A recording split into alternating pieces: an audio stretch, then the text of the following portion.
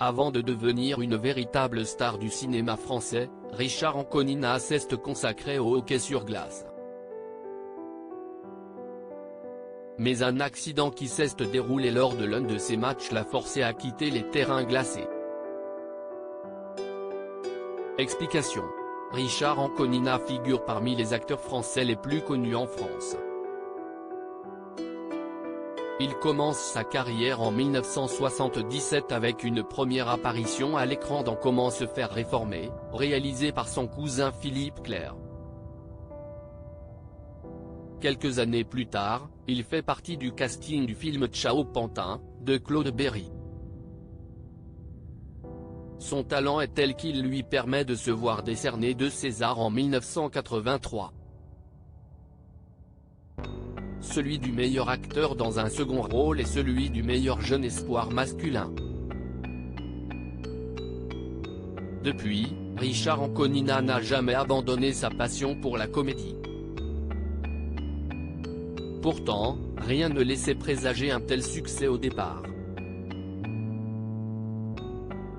Loin d'être cinéphile, Richard Anconina a démarré sa vie d'adulte en enchaînant les petits boulots, comme évoqué en 2018 dans l'émission C'est à vous.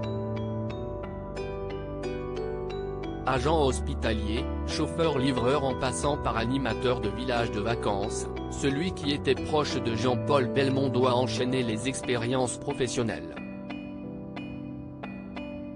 Lors de son adolescence, il s'est même longuement consacré au monde sport. Mais un accident l'a rapidement forcé à s'en éloigner.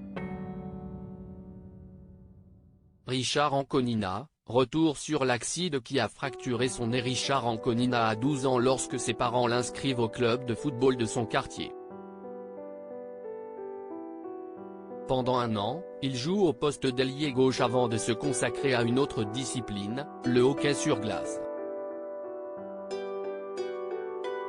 Mais bien qu'il apprécie ce sport, un terrible accident le fera rapidement quitter les patinoires. En effet, comme le rapporte VSD, son dernier match sur terrain glacé a viré au drame lorsque Richard Anconina est envoyé dans le décor par un autre joueur. Surpris, l'acteur s'écrase le nez contre une des vitres en plexiglas qui bordent la piste. Résultat, fracture du nez. Son père décide alors de mettre fin à la carrière de son fils. En 2010, cette distinction physique, qui est toujours visible, et son talent ont permis à Richard Anconina d'être nommé parmi les 50 gueules du cinéma français du magazine GQ. Pas si mal.